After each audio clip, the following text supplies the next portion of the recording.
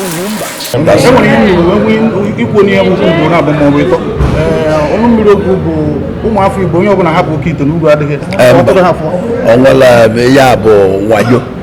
Mbo ngwa na-eje agba mbo na-eje agba dị mbọ so the idiot wa kpọrọ onwe native doctor bụ obinye Karabach wolo fi ya tekashia n'ime ya nwụrụ anwụ sege no nalaga 3 million azami so ọ nalaga ọpọ je na aṅụpụ mowet na agbalụ club na-enwela aṅụle na alụlụ ụlọ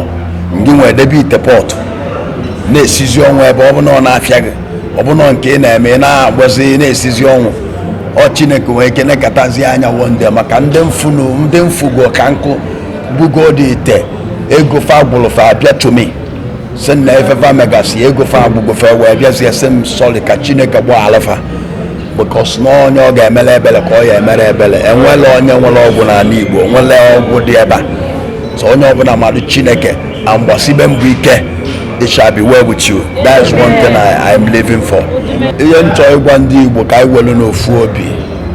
welu n'ofu obi anọ ụmụ ikolobịa weli ya nwayọ n'oke ọchịchọ ka anyị solu chi Jizọs ndị na-agbakasị ebe a na-aghọlekwafa because ihe a na-eme ndị ekwena bụ ụfọdụ ndị dibịa na-aghọle ụfọdụ onye a na-esi ọnwụ na-enwere isi ọdịsamme mana ike adịrọ n'ọgwụ dịka anyị na-ekwu n'ụtụtụ ọsamme ka ọ bụ na anyị welu ịdịkọ n'otu Jizọs na-akụziri anyị ọsamme ndị ekwena na ndị ekwena ha ya kwụsị so achọ nke anyị na anyị ncha na onwe anyị jikọ obi asị ofu ụmụnne n'Igbo land ka anyị wee dozie obodo anyị ndị ọbụla nọ outside fadbataba bịa sobe emebe development n'obodo so ka ụmụnne anyị ka ife na-aga n'obodo anyị anyị Igbo nwere etu ọ dịkịta ngagharị dịzi na onye ọbụla ndị na-afụ n'ihe na mmụọ ndị oje na mmụọ ya bụ ihe nwere onu n'anya maka ụmụ okpokpo a na-agba na-enwezi ndị olileanya dị ọ because enwere good government ọ maka na enwere good government ebe yutu enwere ife a na-alịghọtago ọkwenye aka ụmụazị iji afọ ndị dibịa na-aghọlekwa onye a na-asị ya na o were ite pọtụ a na ego ya abịa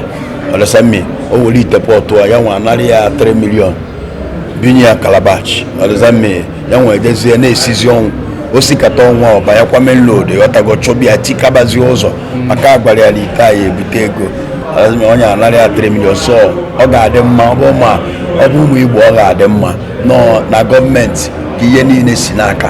na gọọmenti gasala agasa ọ bụ na ndị gọọmenti dozie obodo ala ike ndị Dubai su edozili ụmụfa obodo fa azimia kọọ gọọmenti ndị Dubai dozie obodo fa ụmụfa daa eme gbodo so gọọmenti ka o si n'aka ana anyị na-ekpe ekpele n'oge na-adịghị anyị ihe niile a ga-edelu uche m efe mmadebe na ọ bụkwa ma ọ ga-adị mma n'ala Igbo ọ ga-adị mma